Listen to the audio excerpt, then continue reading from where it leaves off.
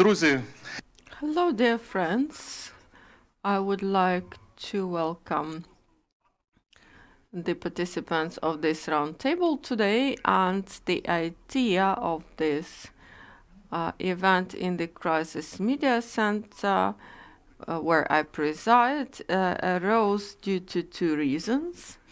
Even war is not the reason to abstain from summing up the diplomatic and democratic developments and the assessment by experts and high-level experts.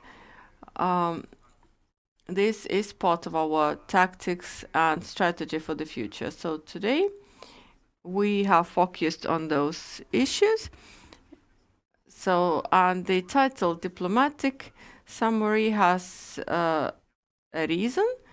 So we are on the eve of the Day of the Diplomatic Workers of Ukraine, and it's obvious that the diplomats are getting ready to this celebration, and the configuration of the participants today really correlates with this title. To be brief, presenting the participants as part of this discussion's moderation, but you know them very well as I do. I would like to focus your attention that people present here are not just experts having occupied high positions, but also ambassadors, extraordinary and plenipotentiary. This is a lifelong rank, but they also have experience of work as ministers, ambassadors, so the whole spectrum is represented here. So if you have not found ambassador, extraordinary and plenipotentiary, is that because there is some, lagging behind, because, for example, Ivanna Klympush-Tsintsadze has all the qualifications to work at this position. So we have signed, let's say, and sealed that she could be the ambassador extraordinary and plenipotentiary as well. So it's important in terms of discussing, if not only the diplomatic dimension. I will not, put my speakers in very strict frames. It's important to hear their assessment of what has happened in the world, not just in the Ukrainian diplomacy, not just abroad, but in the world, and what changed, what the situation is. And I would very much like each of us to give their overall assessment, singling out the most important developments. And the war of Russia against Ukraine is an objective development. Nobody's gonna argue that. Assessments have been made, and Ukrainians, starting from the president and volunteers, they express their opinion in the media. So it's not just Ukraine as the state. And this is development number one all over the world. And the heroic nature of the Ukrainian people has been recognized by all. However, there are other developments, probably interrelated, probably going beyond. So we could think what can be deemed as the developments having changed the situation in the world, and maybe prediction could be the second question. So first we make the overall assessment, and I would like to ask each of our participants to express what is in the focus of their attention. So I will stop here, and just reminding that it's on the eve of this important day. We are asking for more arms for Ukraine, and of course it's not going to be the usual way. However, 300 days of resistance and countering the unseen aggression is a huge achievement. And now that we are here, we have an opportunity to gather here, to have electricity, etc., due to the effort of those who are countering the genocide of Russia against the Ukrainian people. And 300 days ago, we would not have envisaged the resilience of the Ukrainian people to be so high, to continue discussing these things at the time of a full-scale war. Because I think it's important to look a bit beyond today and tomorrow. While our professionals are waging a war, I think the main task for the diplomats is to deliver the message what victory is for Ukraine and how do we ensure sustainable development for Ukraine, and how do we win, and after the occupation of Ukraine, how do we win peace and enable further diplomatic development of the country. So today we're going to discuss a lot of aspects. I will not constrain the participants in their assessments, and I would like to start from the proposal to give the floor to Roman Bezsmertny. So the floor is yours. Please remember my both questions, and we're interested in your assessment of the overall situation, maybe your prediction. And the experience of Mr. Bezsmertny is not just diplomatic experience, but he has profound knowledge of the political map of our region and high-level positions, expertise, and he faced the enemy, looked them into the eye. So this gives me a justification to put your assessment very high on my priority.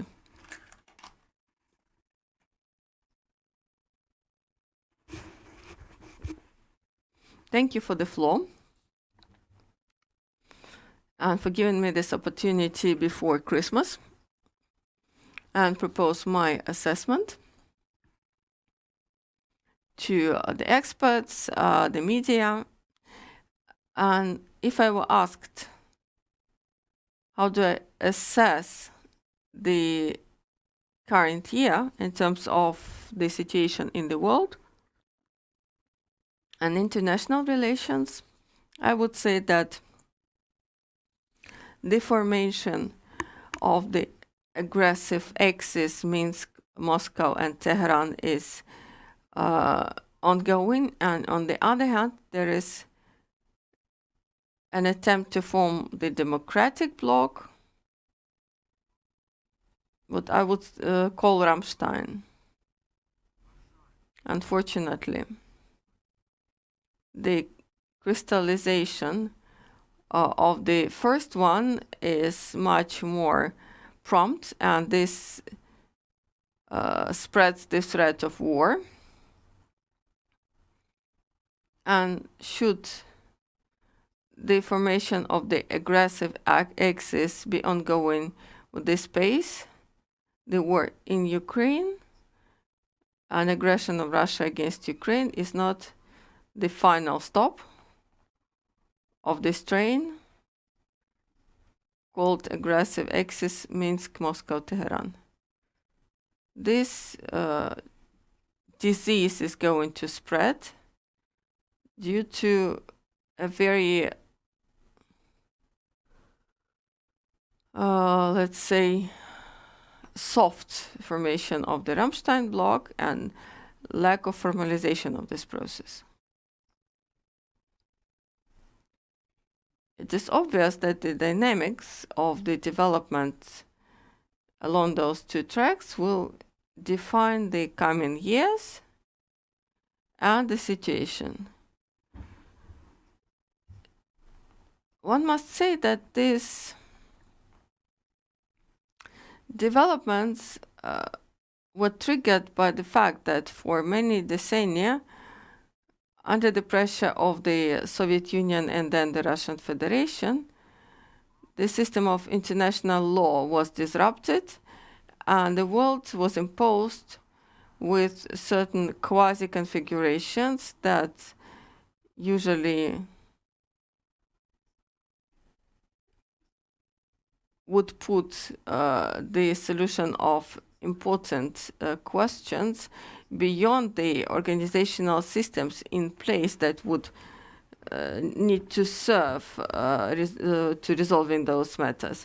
So if we take the 60s, when local and other conflicts approached the Security Council or OSCE, when it emerged later, all of them were taken off the agenda of the OSCE or the Security Council, and those mathematical formulas that you can call out of the blue, 3 plus 2, 5 plus 2, 3 plus 1, these were the initiatives of the USSR or the Russian Federation. Some would say that these were the only ways to rescue. But I would say it incapacitated the Security Council and OSCE. And if you look at all the normative acts adopted in this system of coordinates, they all were contrary to the UN statute and the resolutions of the General Assembly as an advisory body or the Security Council as the founding body. I would not get into the compliance of those resolutions to the Helsinki Act, etc. So we have the situation where we're starting from 1945. So a lot of norms of the international law ignored. They were not respected by those who introduced them. I would not touch specific norms because I should not do that in the presence of the Ukraine's ambassador to the UN. Too many years have passed not to implement Articles 46-49 of the Statute of the United Nations. Where is the Committee of the Chiefs of Staff? Where are the UN forces subordinated to it?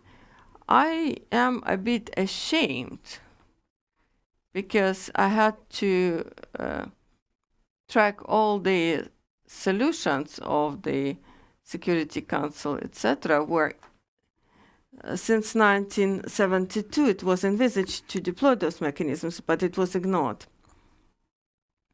Let's understand that the mechanism was paralyzed from its birth.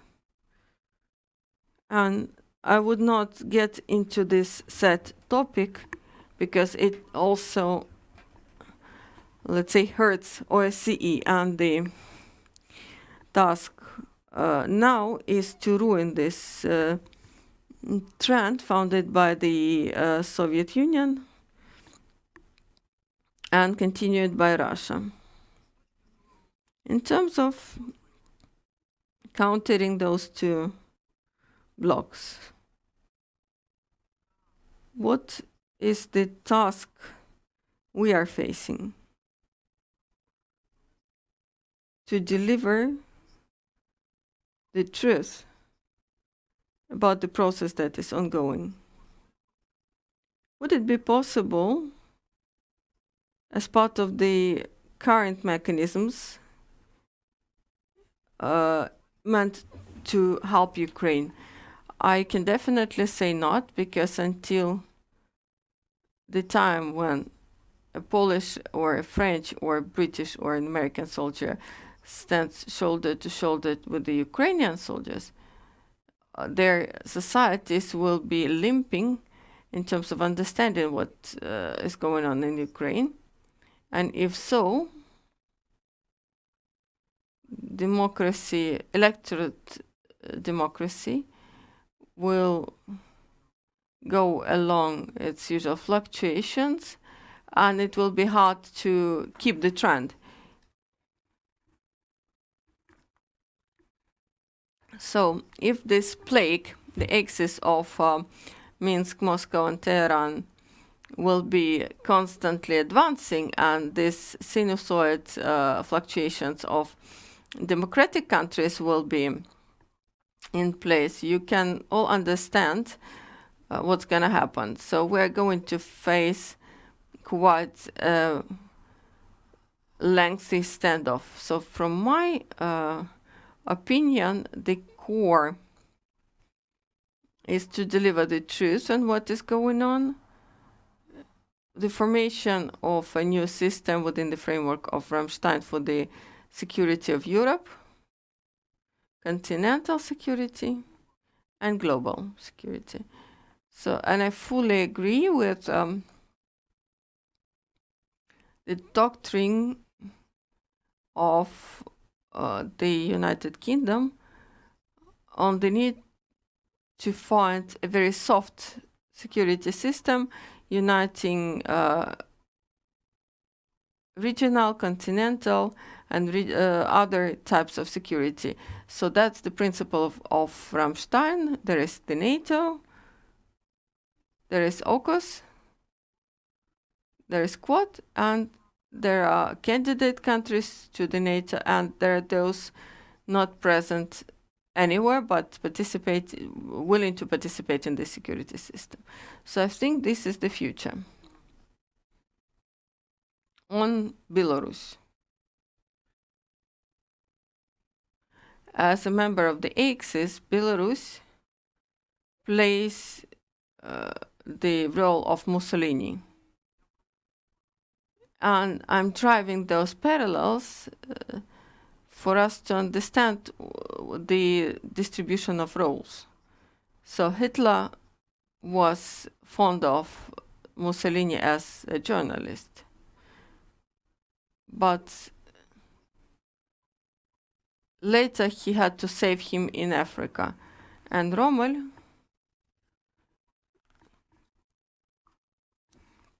saved the Italian army that would otherwise be fully destroyed. And then they had to rescue Mussolini himself. So the event yesterday is an interesting tactical narrative of the Kremlin that only partly is related to potential aggression against Ukraine. In terms of the current estimations, Belarus does not have the forces enough to attack Ukraine, and the mobilized persons from Russia would need training. The component having a perspective of joint forces, armed forces of Russia and Belarus as a single state. Given the tempo and the tactics of Russia, would carry a serious peril within 1.5 years of preparation of the necessary equipment. But if you dive deeper in the Russian doctrine, it's post-Soviet mentality, which is incompatible at the battlefield. But we should understand that to enhance the tempo of support or the modality of support to Ukraine. I think the ones who are interested, they can find it, so I will not waste more time on it. However, this force is able to inflict rocket strikes on the territory of Ukraine, the so-called R-17 rockets. Somebody calls them R-11. It's a modernized Soviet complex that does not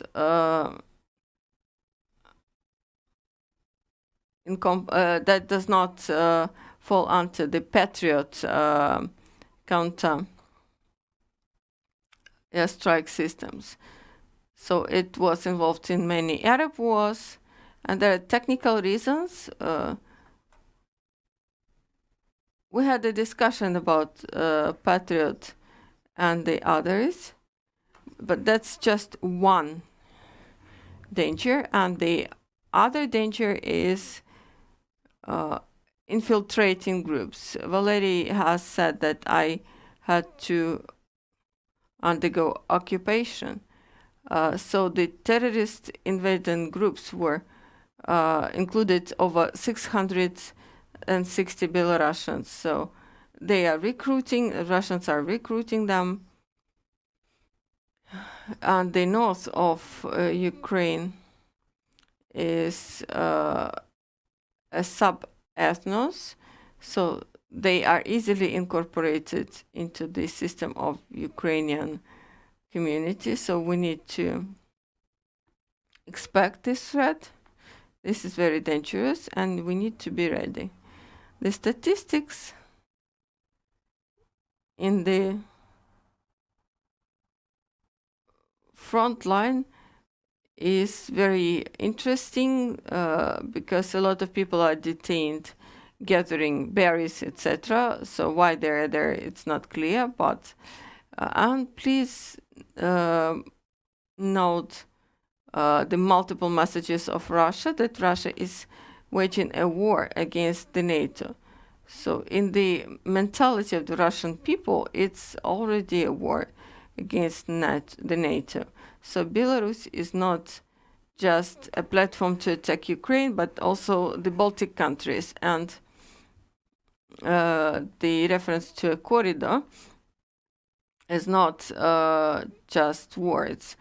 So they have worked on it during the drills constantly, but we should not forget about this. And one more thing, if you think that in these conditions, Lukashenko or Putin being paranoid persons, because I communicated with Lukashenko, that they have some common sense, this can hardly be true.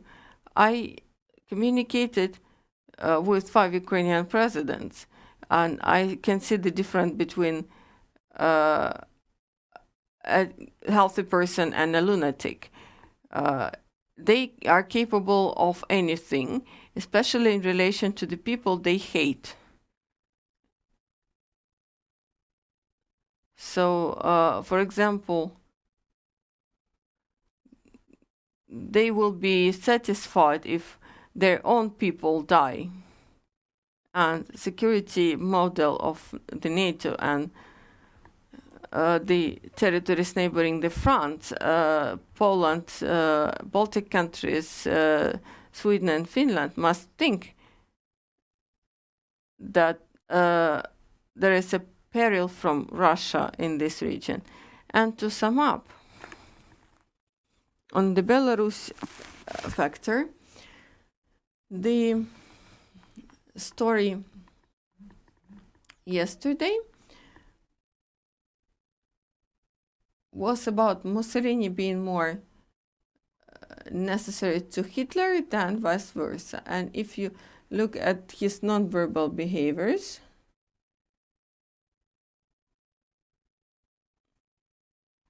you should have seen his expression that the master went to his, let's say, chicken garden.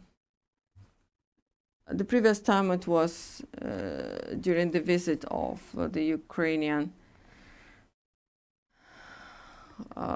colleagues. It looked very bad in terms of diplomatic messages.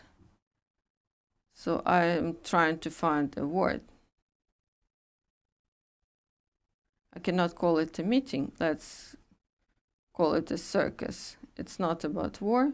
It's not about international policy. It's not about interstate. It's relations. It's lack of common sense. We need to hear those ones. But we are aware that the key decisions have been made.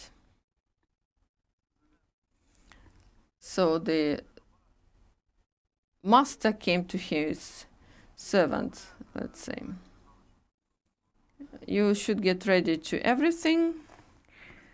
And I would say a couple of words on my connection to Belarus. I went there before the war to see if there could be an advancement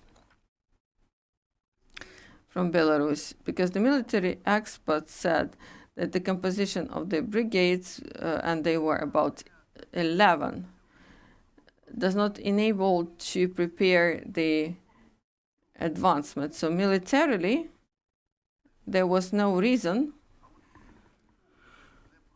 to advance. But my view as a non-professional was evidence of the fact that we will be facing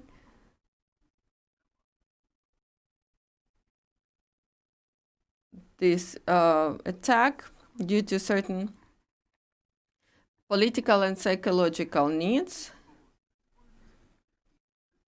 And there are some other factors that can factor in those things.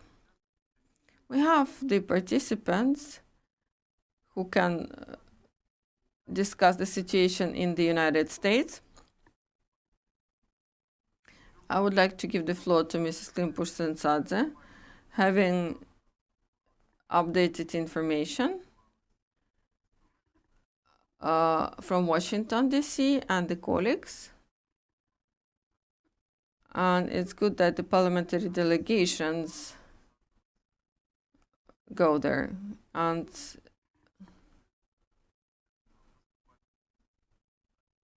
the U.S. division was there, and it's a famous one. And it's evidence that something is happening. I will not get into the question when we receive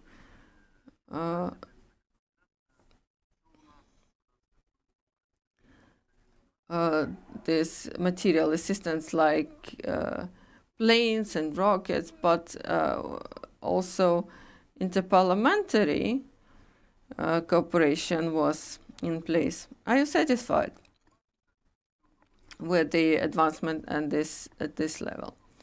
So this is the first question. Anna, please. Thank you very much for this opportunity to sum up. I just wanted to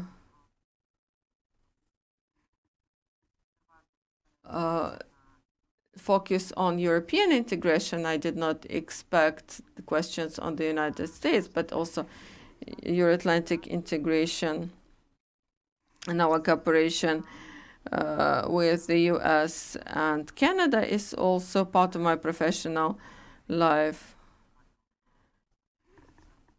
I'm indeed the only one not having the status of Ambassador Extraordinary in Plenipotentiary, at least for now. However, I believe that the professional panel can tell us that Ukrainian diplomacy is, sorry for that, dear colleagues, is with a man's face. But in terms of the progress in the Ukrainian diplomacy, there will be much more women being ambassadors in various countries, including international organizations, and this can add certain value or a bird's view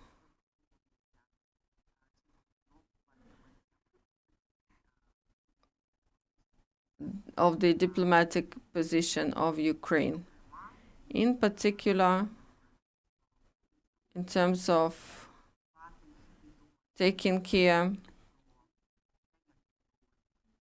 of building up peace. Because victory should be followed up by sustainable peace. And we should understand what kind of Russia we have to deal with in the future. So if we sum up the diplomatic, let's say, achievements of the current year, we should refer to the full-scale war after the invasion and the war of 8 years that is ongoing, but it has made Ukraine a serious geopolitical player. And this is not just an achievement of our diplomacy, and that was not calculated neither by the enemy but also by our partners and our own society. And the Ukrainian society has freed Kiev region and Kharkiv region and Kherson region. And without that, we would have little to talk about in the diplomatic paradigm. And I, as the head of the Committee on EU Integration, see that a lot of people think that the main diplomatic achievement is the receipt of candidacy to the EU. This, of course, is a tectonic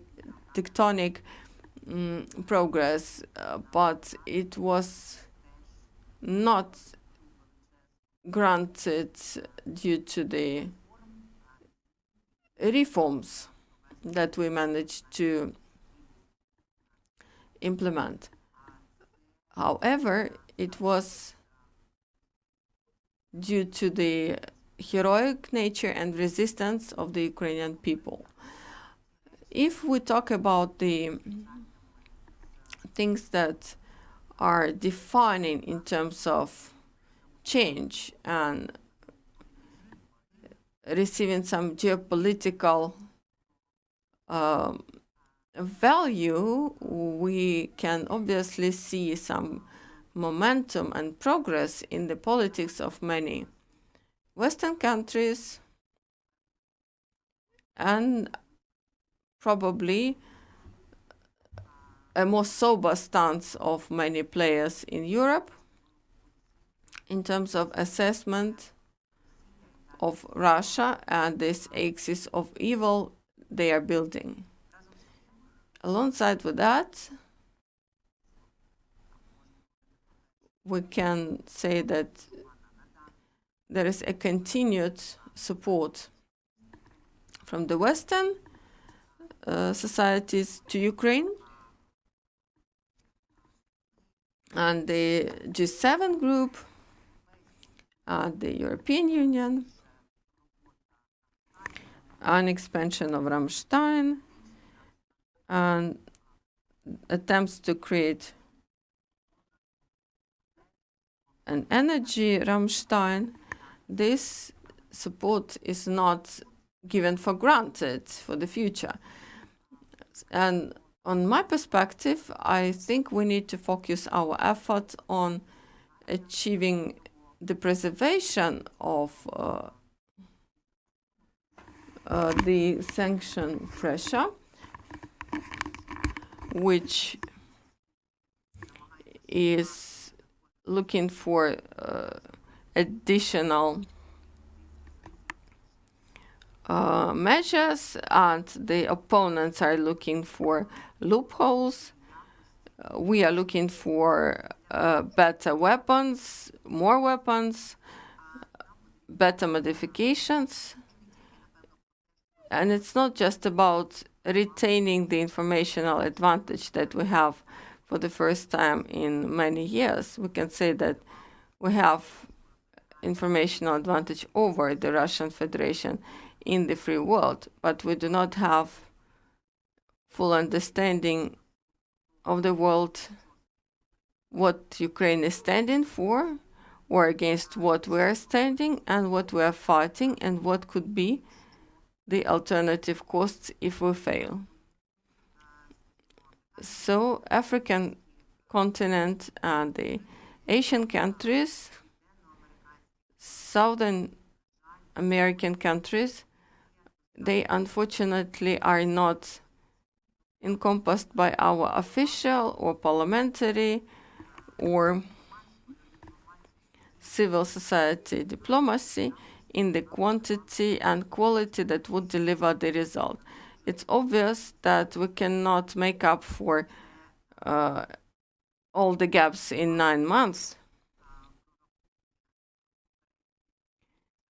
Everything that was not done in the previous decennia, but alongside with that, we lack systematic work in the directions that still remain neutral or cautious, but supporting this axis of evil and expecting certain carrots to follow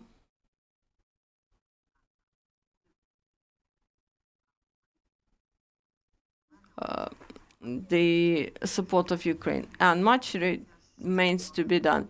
So I think that what is dangerous today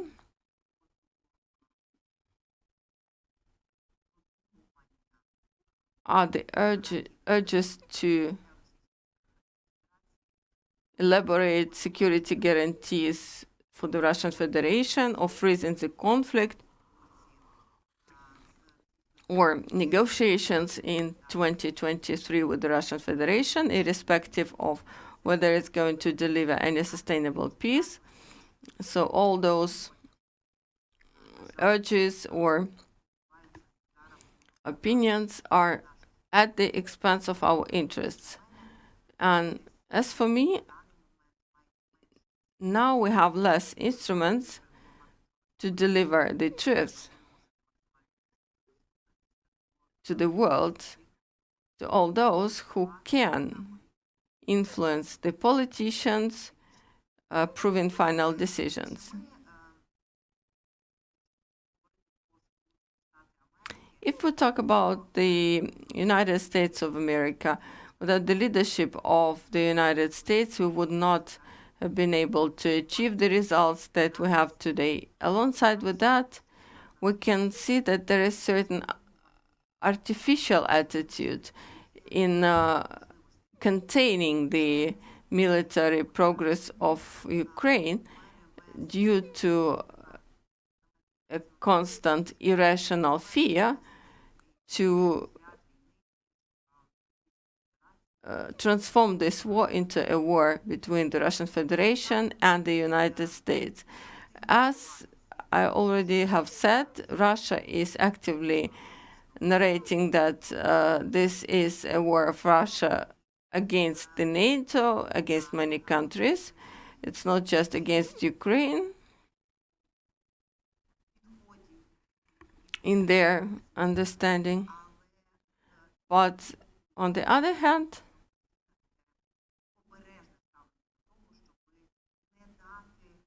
they're always cautious not to give the Russian Federation a prerequisite to call this war a war with the NATO or with the United States. I think that there is no ultimate understanding that Russia does not need somebody's permission or prerequisite to make something.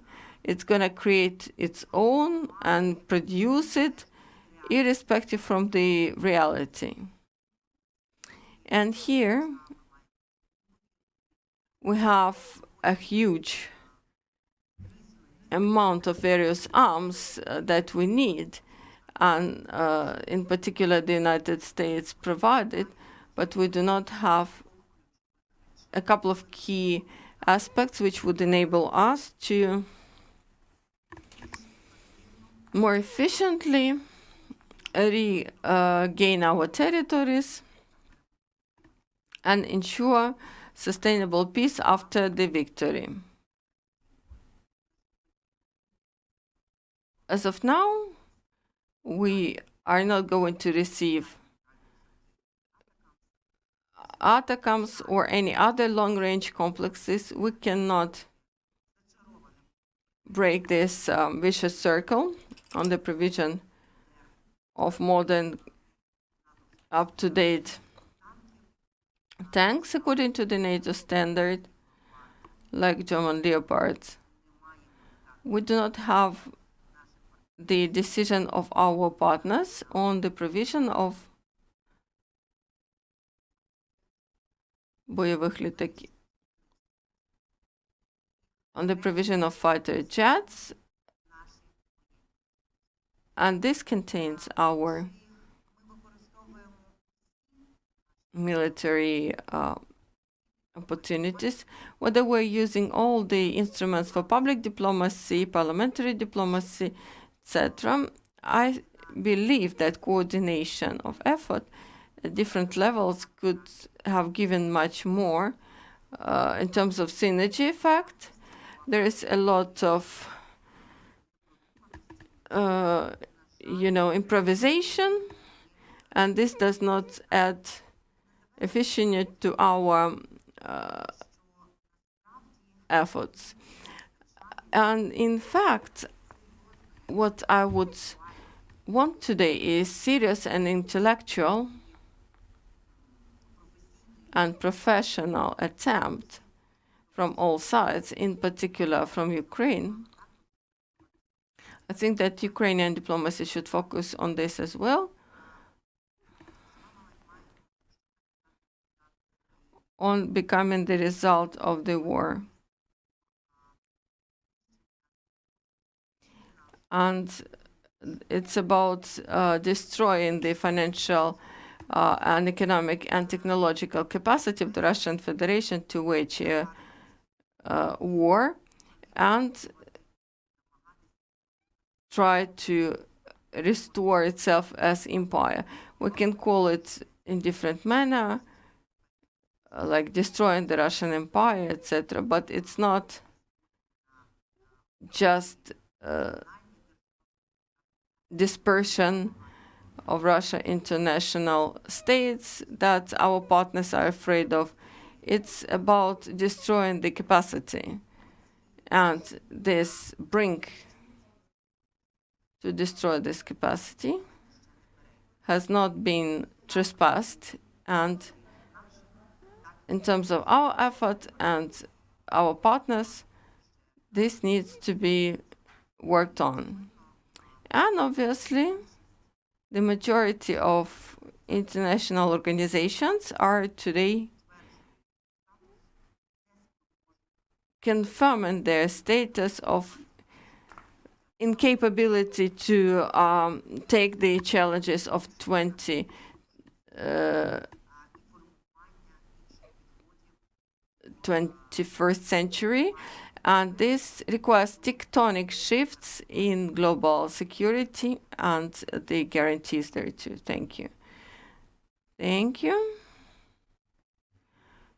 I just wanted to say that what you have been referring to, this would be also a good way to put it in the end. And now I would like to give the floor to Pavlo Klimkin, and being aware of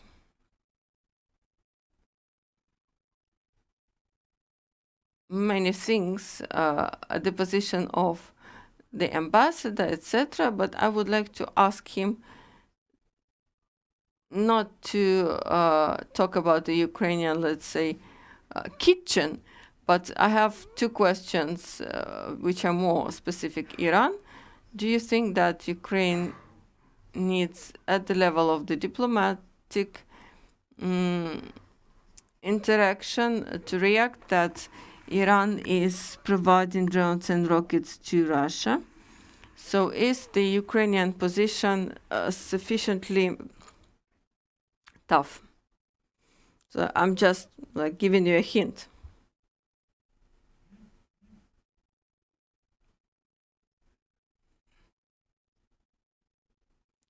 And in the Confucian aspect, but it would be better that we stick to the traditional one. Can you please dwell on China as well? I will talk about facts. We're always discussing our wishes. However, let's talk about facts. I will say right away regarding Iran. I believe that Iran is going to undergo changes. We cannot predict what, but Iran is playing a fundamental role in the regional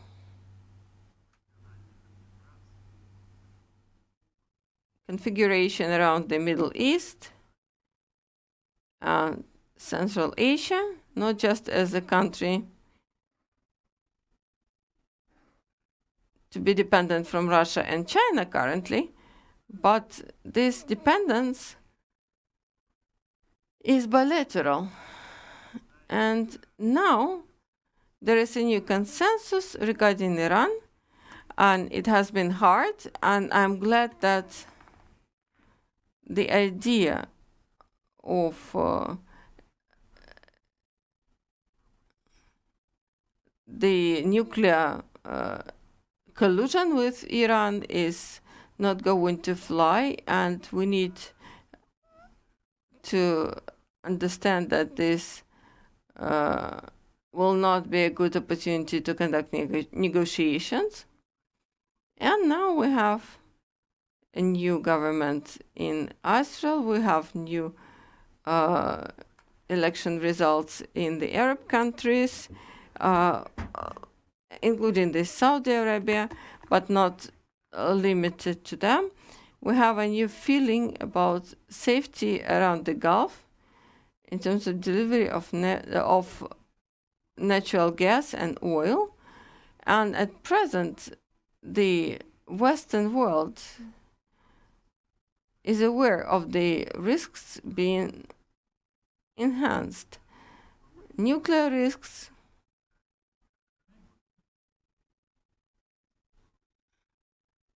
these are ballistic missiles and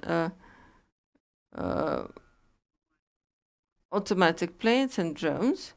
And we have information that there is preliminary agreement between Iran and Russia on the provision of ballistic missiles. I think that our effort in terms of Iran, they make sense, but the cooperation between Iran and Russia cannot be much influenced because the Iranian regime thinks only about their survival, which makes them take illogical decisions. And those steps go far more than everything that was ahead. So regarding Iran, we need to have not a pacification coalition, but a coalition acting hard. This should be the objective of our politics, not diplomacy.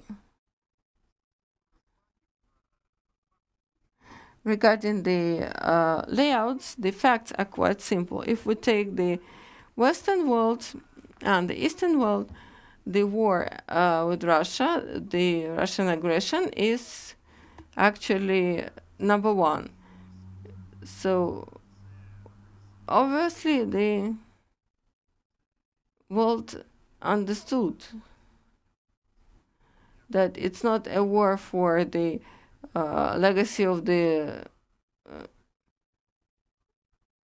former Soviet Union, and Russia has participated in the Western society, integrated into the Western society, its agents. So under the observation of those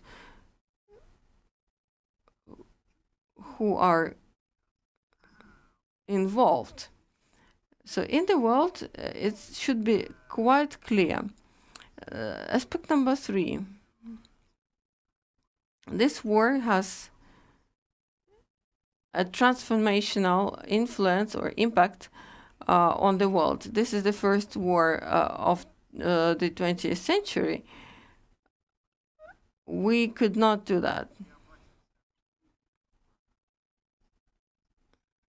I can see an understanding in many Asian countries, but also in Latino American countries and the Western world. And everybody is well aware that the UN, call it whatever you like, security architecture is a structure with no logic. That's a remainder of 20th century. Everybody is aware of that and willing to relaunch.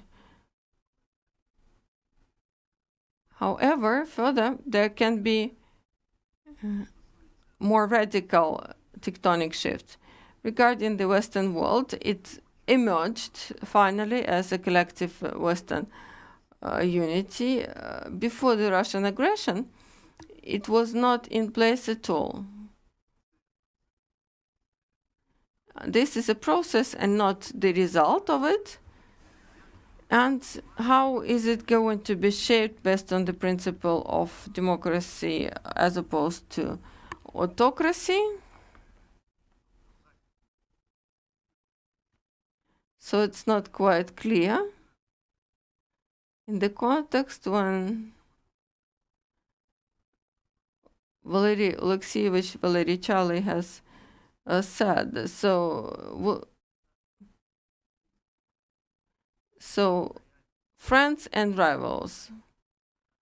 And I'm simplifying, of course, but there may be a couple of options, like the Western world against the Eastern world, democracy against autocracy. And from what I observed today, this might be true.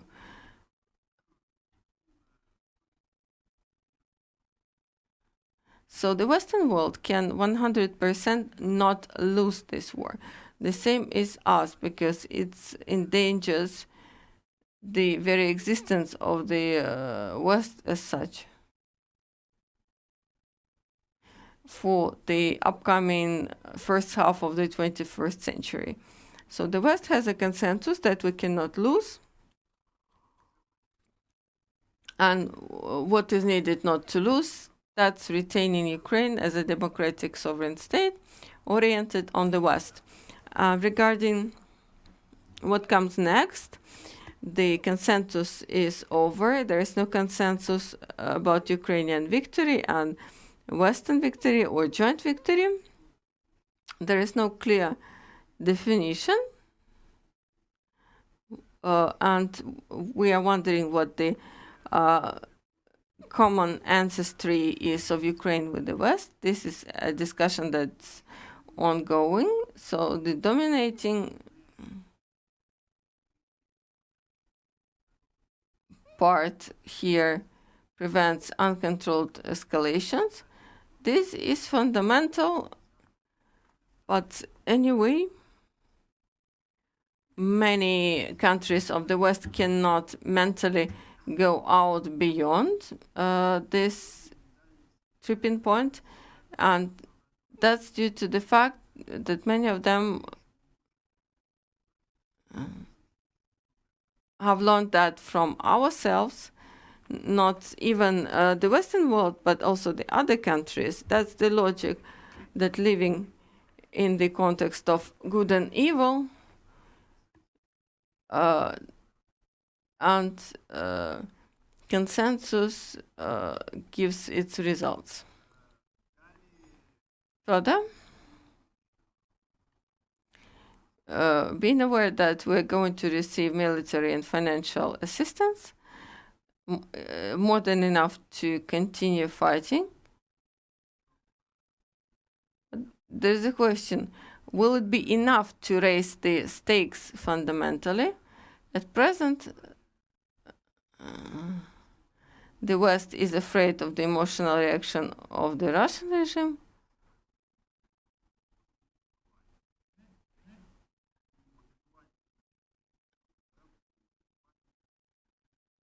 And modeling is in place, but modeling political resolutions is not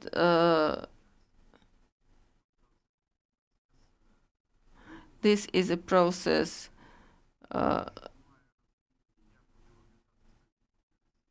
unfortunately we do not understand how Russia can be contained while this regime is in place, and there is no fundamental understanding of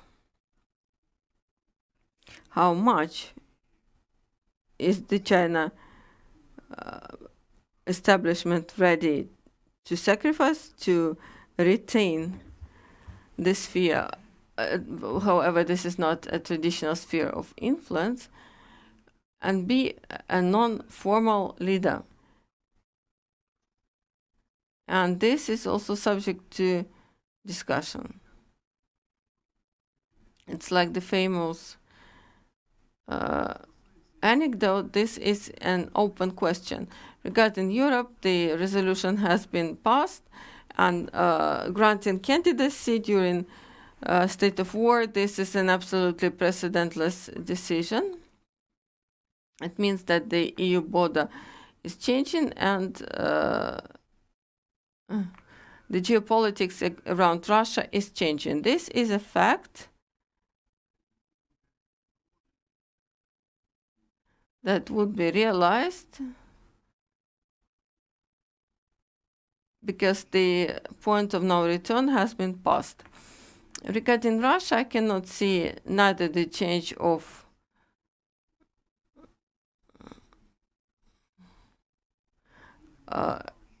any terms in order to stop ruining Ukraine and its nationality, and I cannot see that any key decision makers in the Russian elite change their attitude to the continuation of the war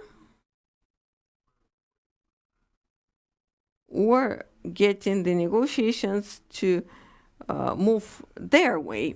Of course, it's different from what was in place 300 days ago. They are insisting on their conditions and not the Western conditions. And last but not least, going back to China,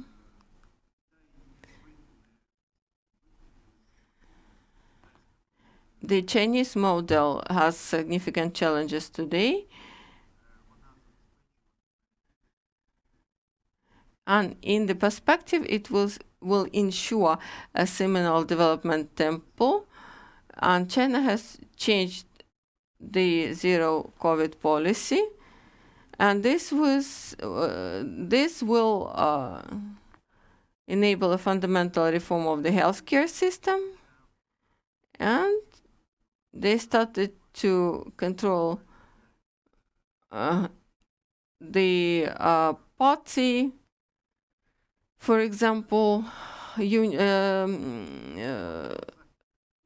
unions that try to dictate their policies. In Germany and the Netherlands, there have been warnings on further investment to China, and there are fundamental plans on how to change the global logistics, and it's not about chips, because this is the modern and depending on the solutions taken in the nearest future. And I think that the question of technologies in terms of China, that's question number one. Trade and safety questions are quite realistic in the nearest perspective, and this is something that I feel from the side of Asia and the United States. So these are the assessments that are quite relevant. So if China stays afloat together with the West, if they fail, it will be a fundamentally different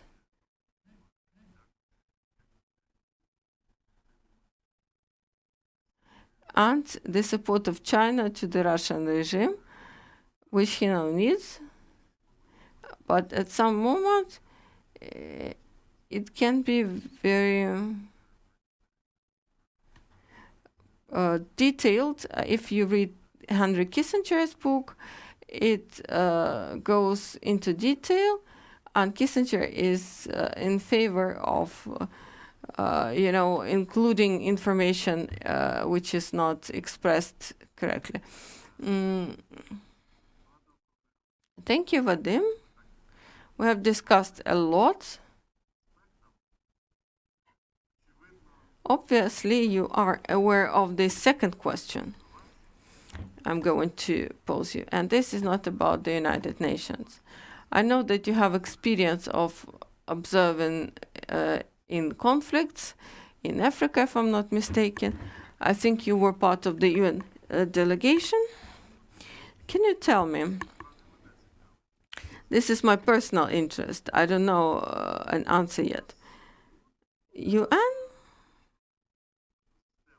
has demonstrated the performance of the system in general, incapacity to react to security challenges. And therefore, the Russian aggression did not receive a proper response.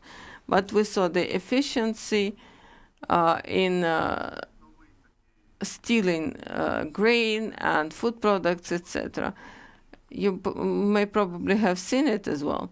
During the full-scale war, there is a solution of such subcontracts resolving some aspects.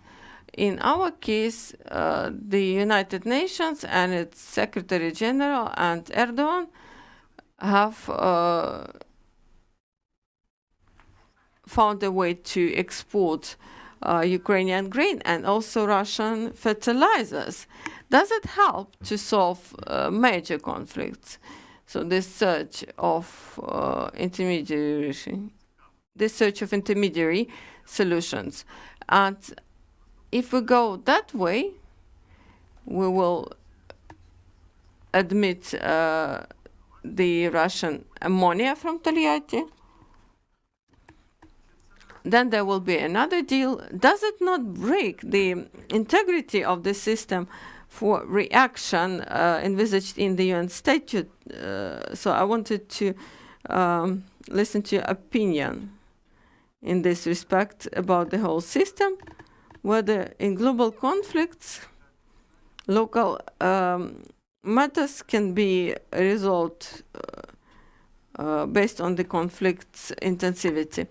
Thank you for this invitation, Alexei. I will start from those two specific questions, though much has been said from what I wanted to share with you.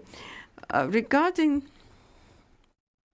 Africa And the Balkan countries, where we saw one or more success case, but not without the support of the NATO or European Union. I will quote two diplomats from two serious countries from the year 2016, 2017, 2018. I think it's them and not Russia who have broken the idea of peacemakers in Donbass, because what Lavrov later has proposed, it was also done by France and Germany. France as a permanent member and Germany as a rotating member. And the ambassadors of those respected countries, Mr. Fosgin, he said that peacemaking is not for Europe or Ukraine, it's for Chad or Mali, for Iraq, for Kosovo, but not for Ukraine, not for the center of Europe. Your second question. I think that there is another simple way. I was very skeptical about that grain initiative. It's good that it has been working anyway. I hope we worked on helping ourselves, but I think that this was approximately in the following manner. The Russians suggested this idea to Erdogan. Erdogan agreed because Turkey was also going to earn a lot of money. And this is how it works. And then other Russians approached Mr. Gutierrez and suggested an idea, because no Secretary General of the United Nations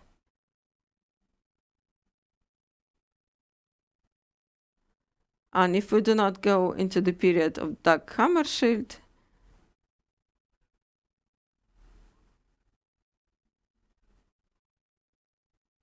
but any General Secretary of the United Nations would never take up any intermediary role if he is not guaranteed success.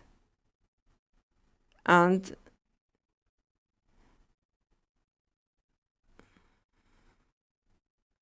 Belarus, it came unnoticed, was also part of the deal, because they are selling Belarusian kalium fertilizers.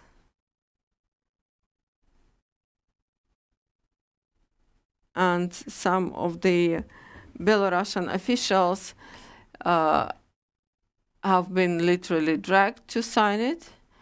And then the press release shows it as the grassroots initiative. Besides, I'm sure that this grain deal has become possible because Russia gave its guarantees that its ammonia and other fertilizers will be exported. Therefore, there was this weak reaction of Putin. And in the last couple of days, we have not heard of ships going. And the only thing, and it was part of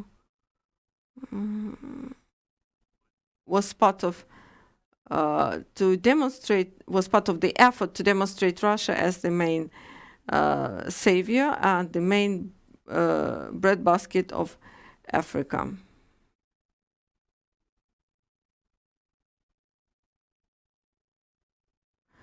And the core thing is that it's facilitating Ukraine. Now a couple of general remarks. Roman Bezsmertny and Ivanna Klympush-Tsintsadze have already mentioned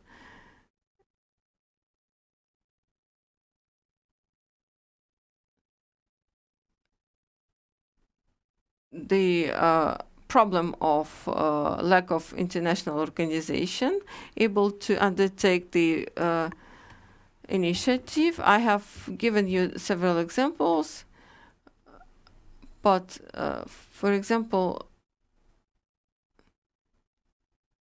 the United Nations has discovered that the UN has provided to Ukraine $4.5 billion.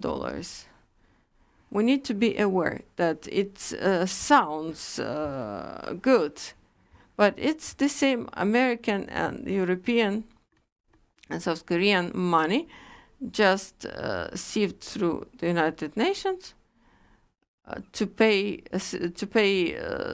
humanitarian and social allowances to our people. But the UN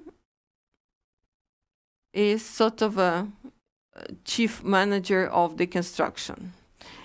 So in this case, they are managing the money already given to Ukraine. Many people would know that 80%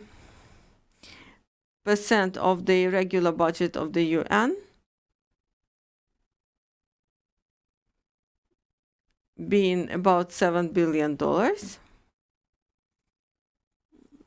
is allocated to the salaries of the UN structures. So 80% is paid as salary to UN staff. So would it be expedient to sign the statute of UN to allocate the most part of the funds to the UN administration?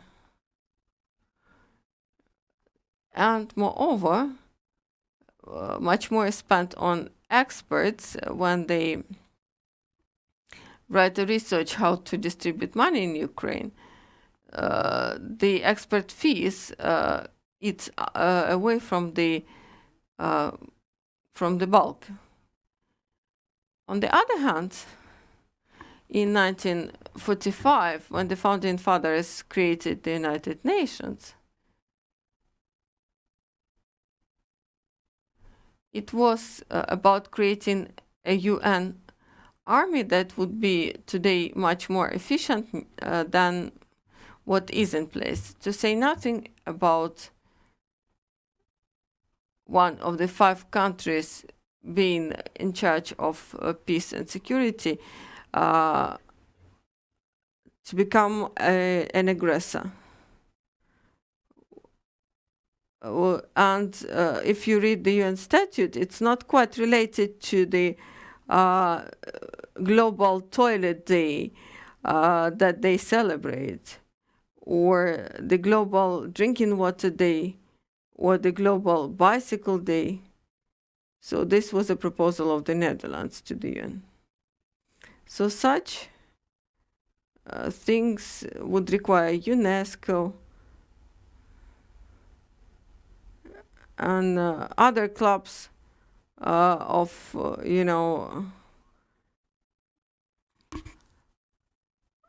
fine trade, but not the United Nations. On the other hand, it transformed into a total standoff between the collective West and the global South. And I think in here, we have had the contribution from Mr. Klimkin that this is a negative summary of the year, that alongside with assistance and summary, which also included diplomacy, though not as deep as we would expect. But I would like to reiterate what Ivanna has said, that the key negotiator of Ukraine is the military forces or defense forces of Ukraine, not narrowing it to the army. And therefore, history is shaped at the front line. It should be, of course, the negotiations table, but not the one in Istanbul. And it's not about that anyway, because I personally do not believe that the current state of Russia can be party to any negotiations. I do not see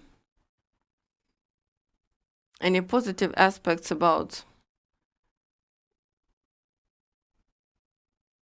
Russian opposition, so we have not seen any constructive role of it, and the West, having started to impose sanctions, was hoping to see public uprisals, but it didn't work out. And I started my work back then in Moscow. The problem is not about Putin.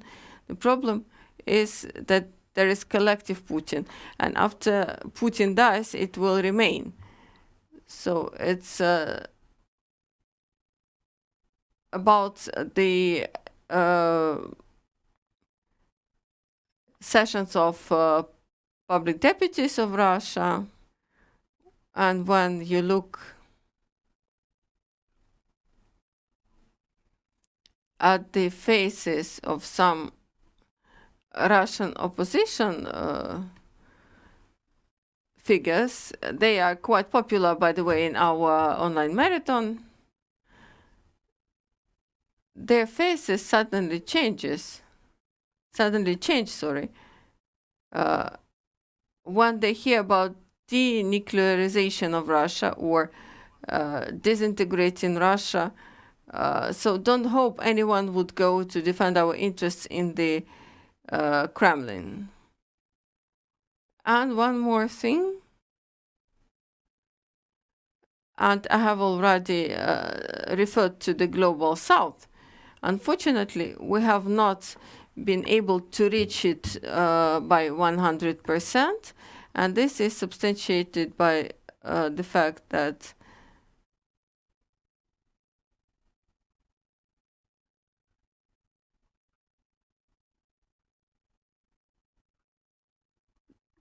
it has been reflected that in the best case, they have a neutral position or no position at all.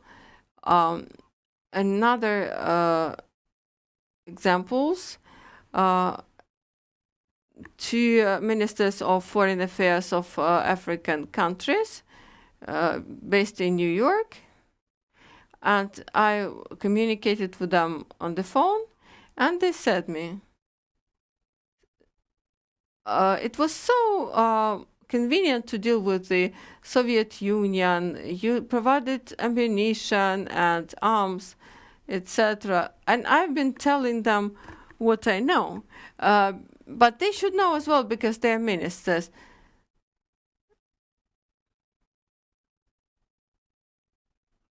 But they urged me to reconcile with Russia. So, and these are ministers. The other countries and country leaders may think in the same manner. If we're talking about the drawbacks of 20, 25, and 30 years, lack of attention, for example, to the third world, even appointing 45 ambassadors to Africa, we cannot achieve any tangible result in a year. But this needs to be made up for anyway. So I think that we're going to talk in the second row. Maybe it's cynical, but probably the only advantage of this war is that we became much closer to the NATO and the European Union, and God bless, this pace stays, and we do not have to wait 5 or 40 years to join. Thank you. Thank you.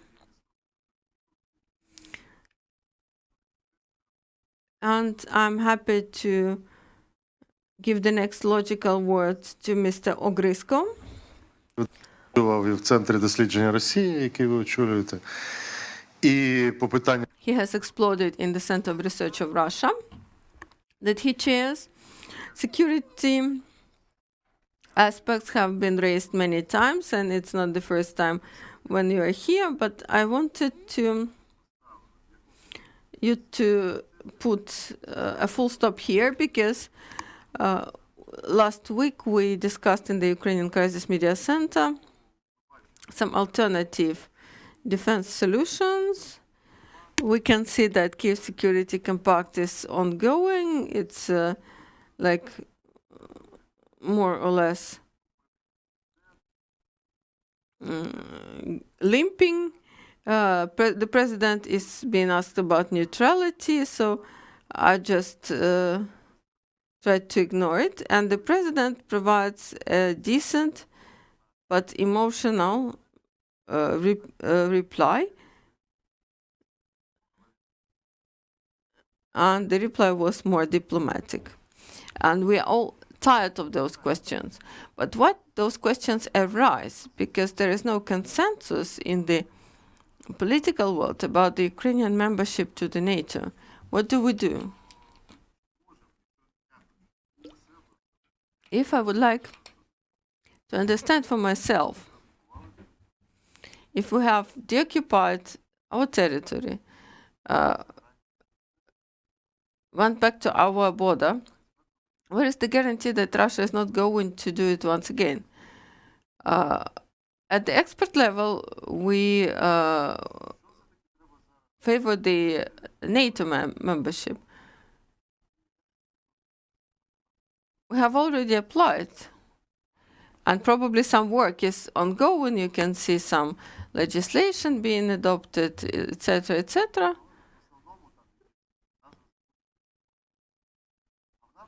And we submitted an application to the NATO, and there is silence. What do we do about it? How do we guarantee security here? Thank you for the invitation. And I can see that we are very short of time, so I will be brief, taking into account what the colleagues have said and what I agreed to.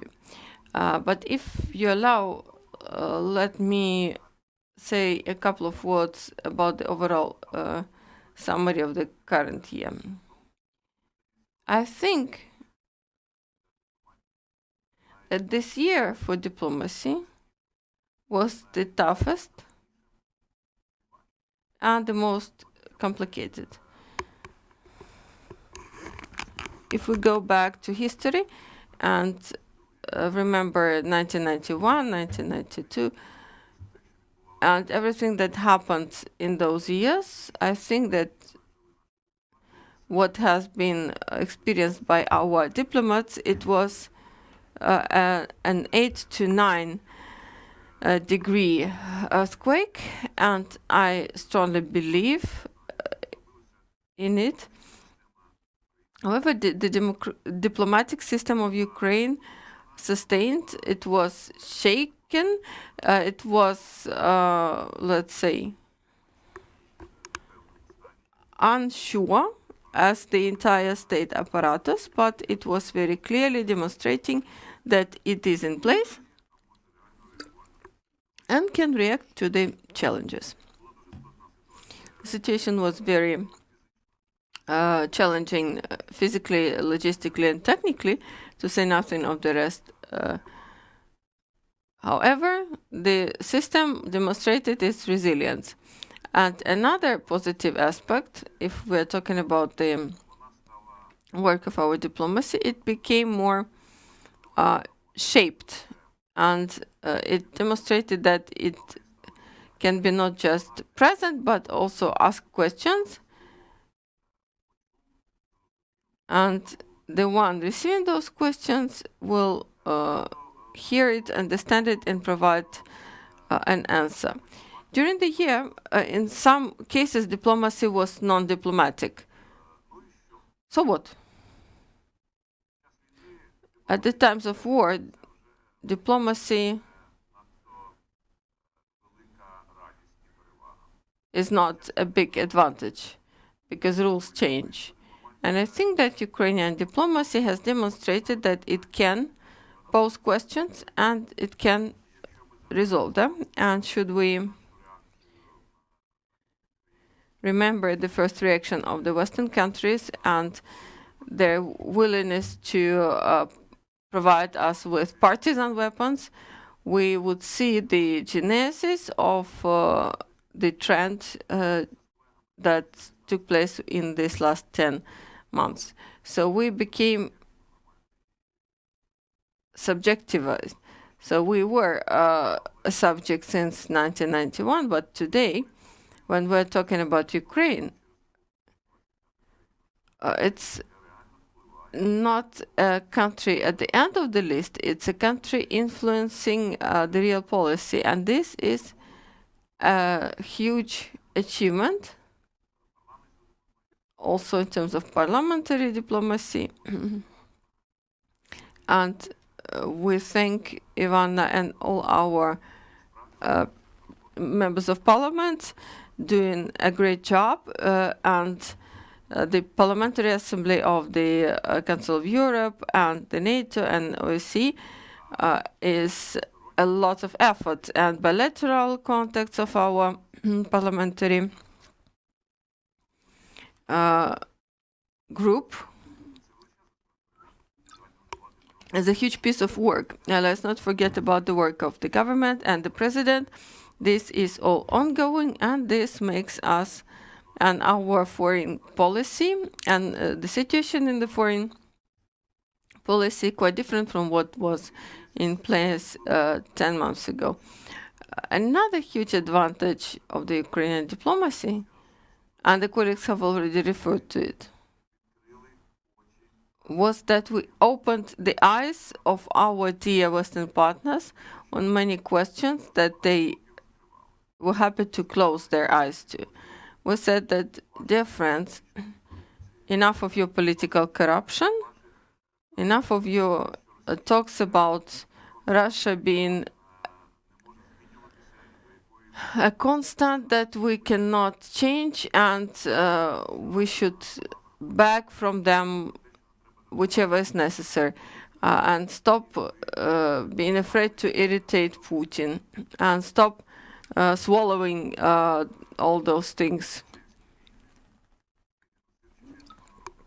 To say nothing about the genocide of the Chechen people, and aggression in Georgia, aggression in Ukraine in 2014, and Syria. So the dear West has swallowed it. Now, finally, due to the Ukrainian diplomacy in particular, they are viewing all those things in a different manner. So it's a huge plus for Ukraine in general, and for our diplomacy in particular. So I will not get into the question of the UN. The colleagues have spoken about it in detail. Молодими дипломатами, по-моєму, вперше побували на When we were young diplomats, we visited in the year 1992 the UN General Assembly, and I was feeling like it's a global organization able to solve global problems. And now it's worse than the Red Cross, because in terms of security, the UN has admitted its impotence, unfortunately. What can be expected? And why there are questions that Valeriy has posed? The questions on Russia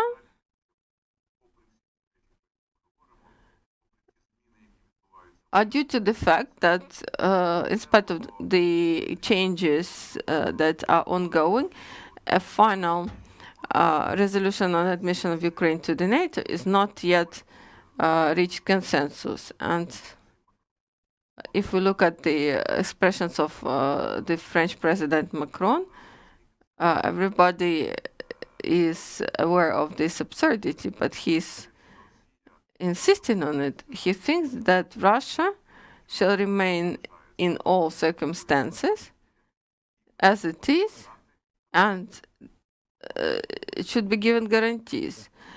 Come on, where are we going? And our Baltic colleagues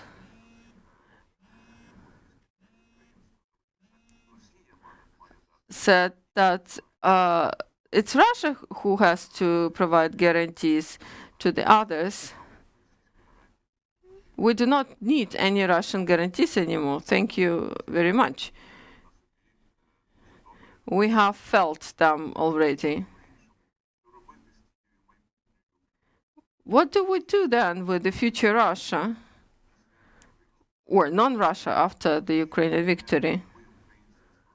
So if we Ukrainians do not shape our Western partners' understanding that this question must be answered to ensure global safety, then we will be going in circles, and then we will facing Russian aggression in a couple of years. So, and the next question is when Ukraine is going to be admitted to the NATO, what stages, etc., etc. Because if there is no answer to the global threat, there is no answer to the question how to avoid this global threat. So the task of the Ukrainian diplomacy for the upcoming year, in the broadest understanding, it's not just the work of the diplomats, but of the entire state apparatus, should be focused on opening the eyes of our Western partners, because they have opened a bit, but like 70%, so that we make them open their eyes by 100%, and let them know that it's in their best national interest is to deal with Russia, which is a nationalist state, and this is also supported by the Russian experts in the West. They can see that their country has become a fascist regime,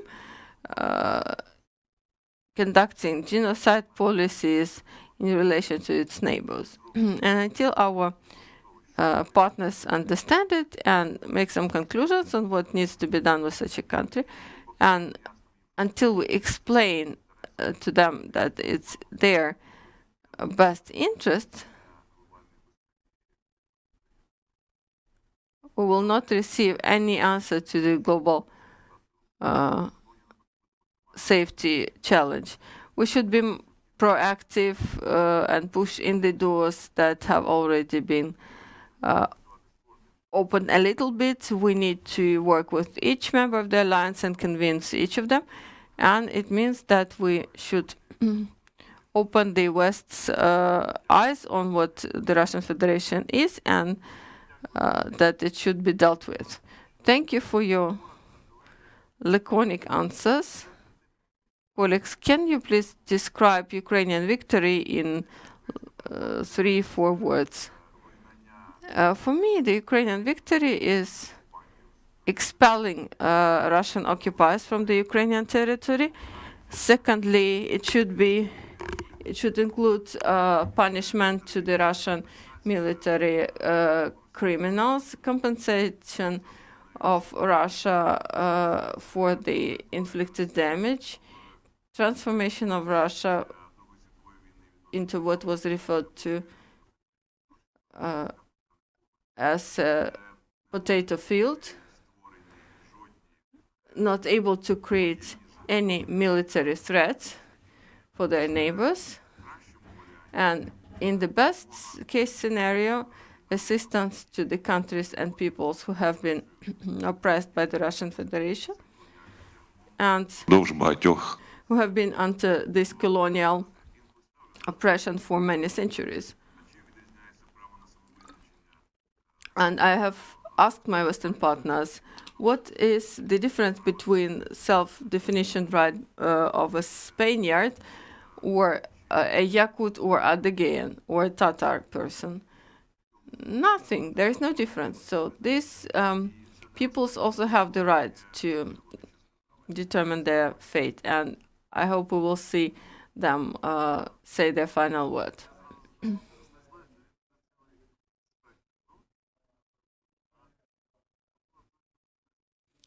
So, Ivanna, the floor is yours. I will briefly react. We cannot make the mistake that the West has made after the end of the Cold War, when everybody thought that enhanced trade and business relations can democratize Russia and replace leadership. And this is a grave mistake, and we can see this fear in the eyes of our Western partners when we're talking about potential disintegration of the Russian Federation.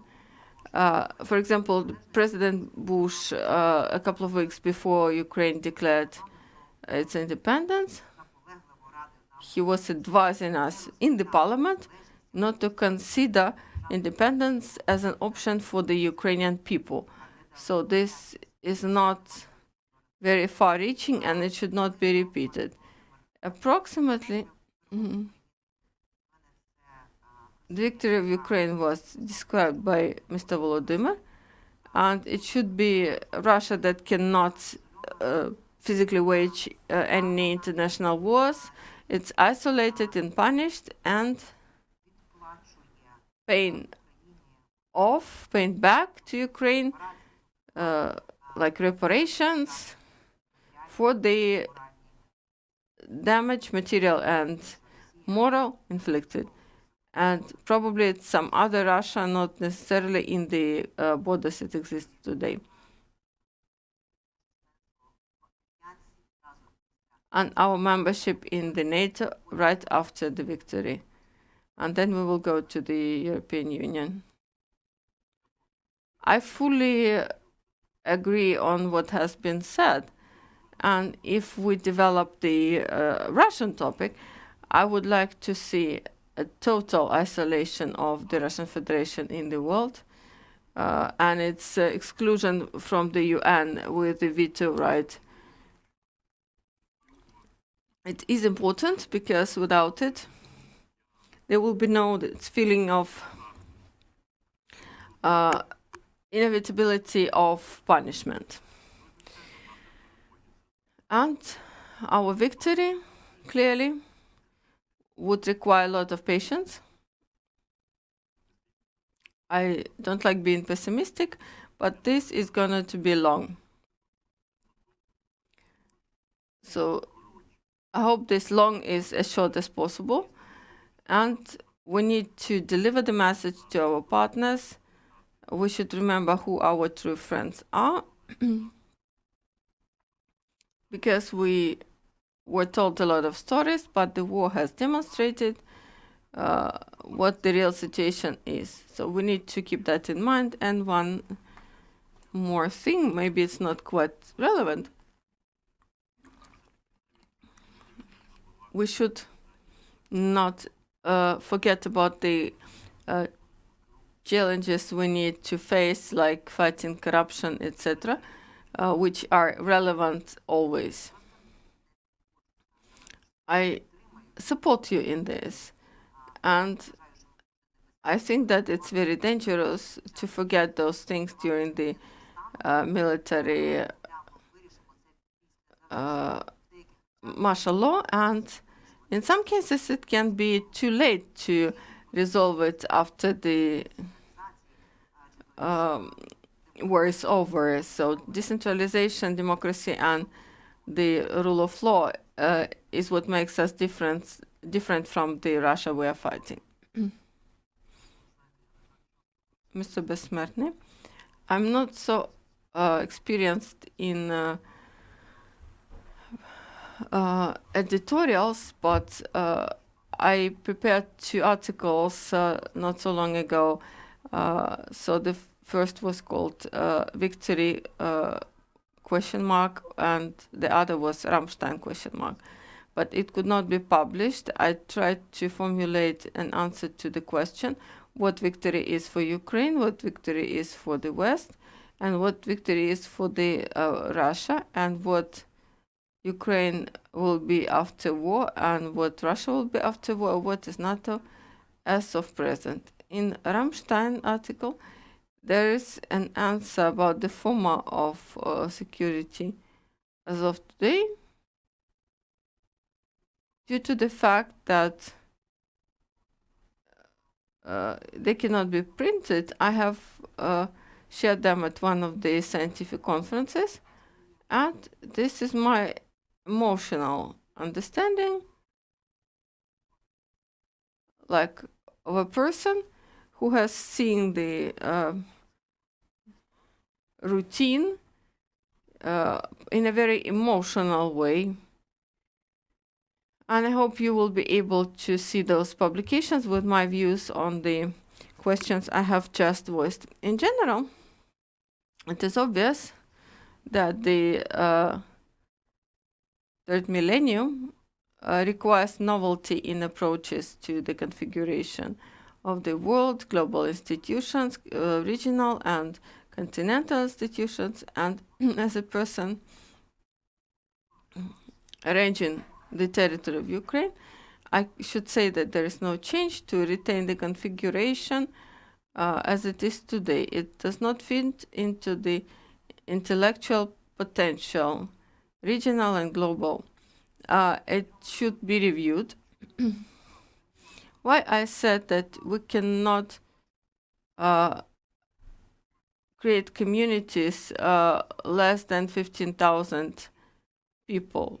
The current world produces an intellect that does not fit into the system.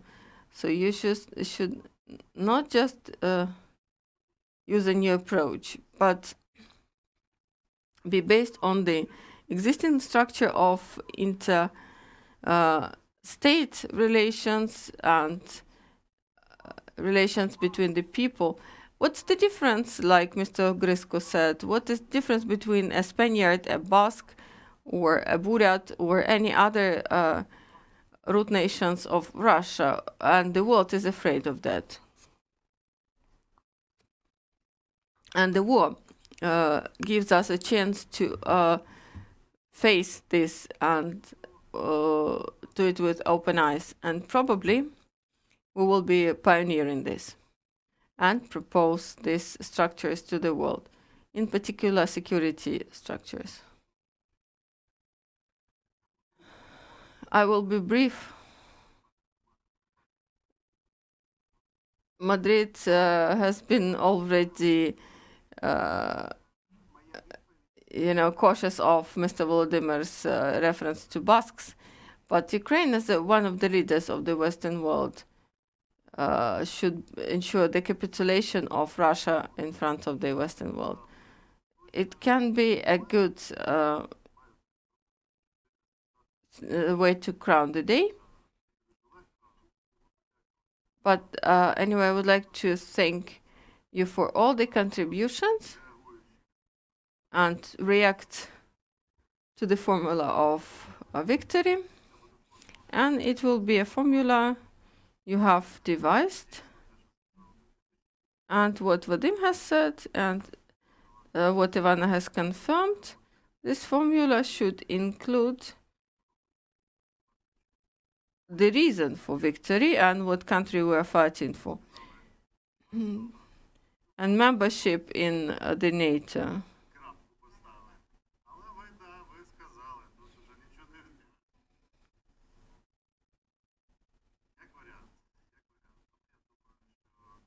I think that today is not an occasion to talk about our ambassadors abroad, because they are all successful and they are working out of the box.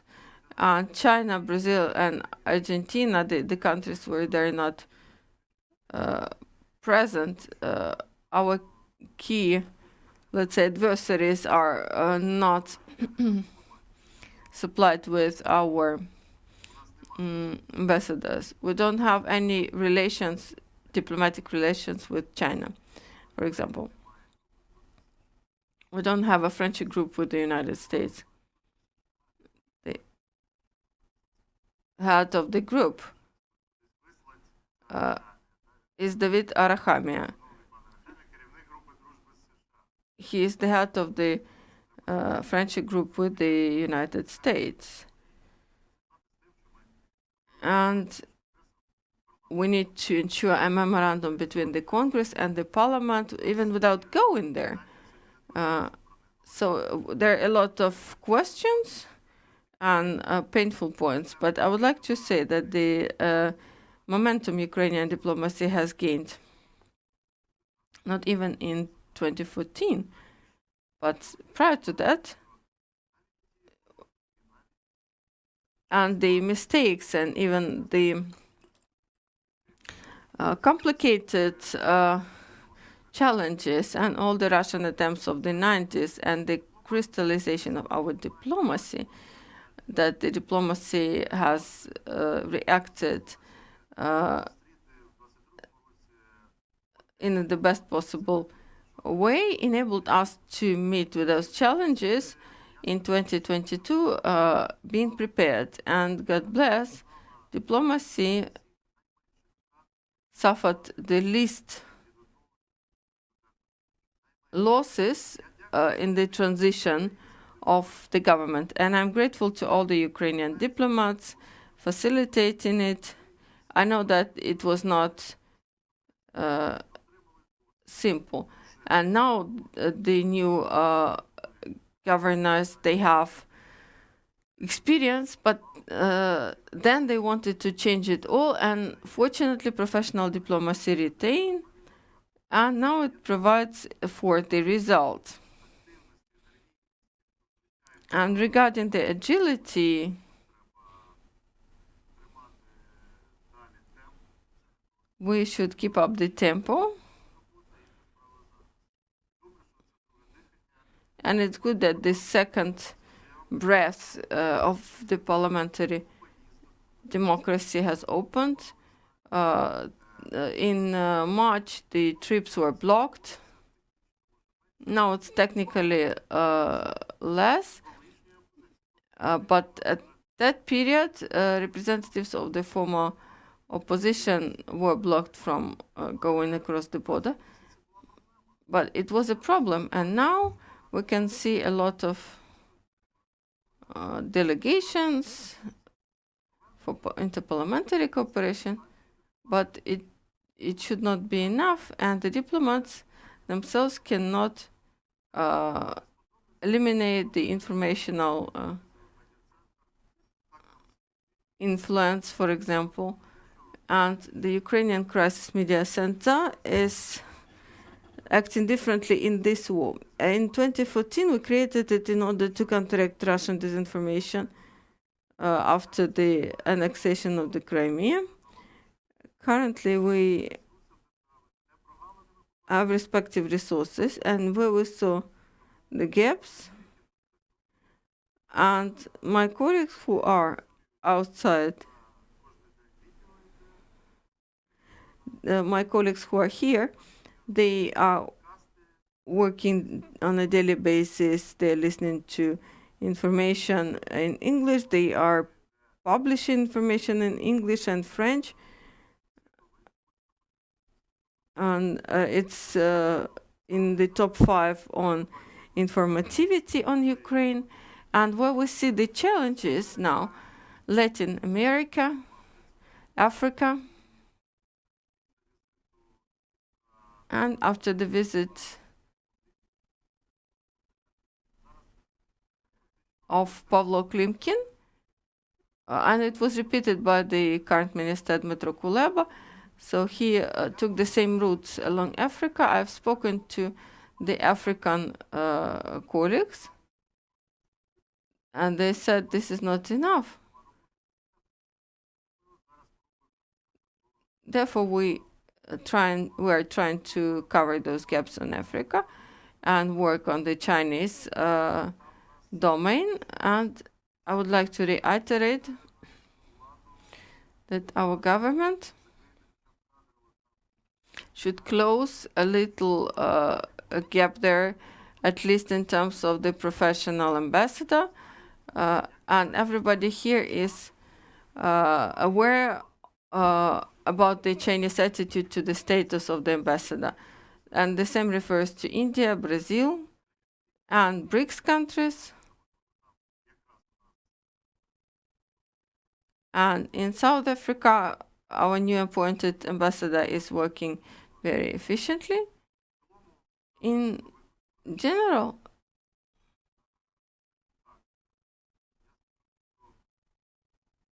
I would like to say that all the estimations are not to be provided today because all the facts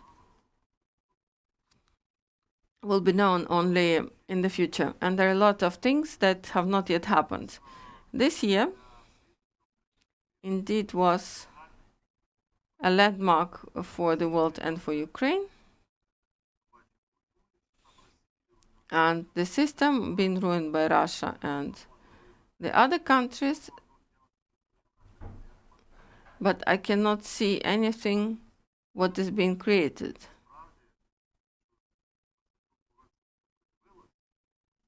And if it expressed obviously in 2022, what if there is one more disillusionment?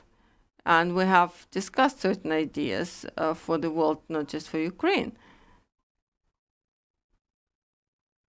And we will probably see it in Roman's articles. And I have heard it also from the participants from abroad. And our ideas of a country in the state of war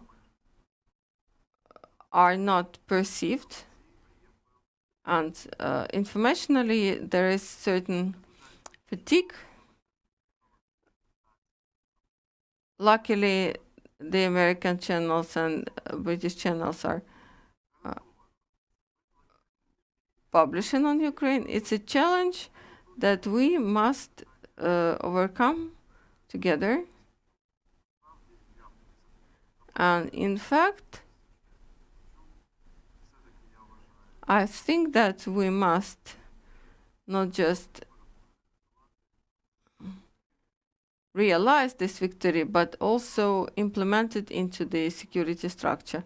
We will not have the advantage to make it for years, and we should talk today. So I think that the application to the NATO by the president and the prime minister and the parliament should be followed up by certain steps. It's not just the vice prime minister's definition who works on it, but the whole state. And I think this is a window of opportunity of utmost importance to weaken Russia and to open this window.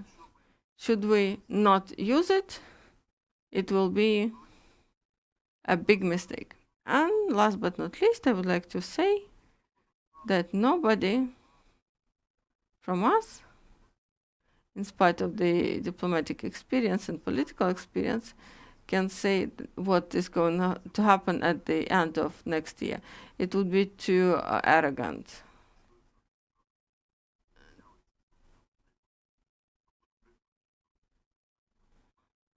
And for example, the last presentations or speeches of the Turkish President Erdogan in relation to Greece will not put tensions between NATO allies. This is our joint effort to dismantle Russia. So this is my subjective opinion. We must be ready to put a barrier on our eastern border and neglect whatever happens in Russia in the coming centuries. This is not a friendly country. It will be not friendly for a long time. We need to segregate them from us. It's their responsibility for the fate of their country. We cannot allocate all our resources there. Our resources should be allocated on becoming a country benefiting from membership in the European Union and the NATO, which is not so simple. So it sounds good. Yes, we submitted application, but what comes next? There are a lot of questions, and obviously we need to think about tomorrow, not just today, even at the times of war. And I'm very grateful for this composition of the panel. People who are heard all over the world, and their proposals and predictions are very valuable. And for us, it's also valuable that each participant of the panel today,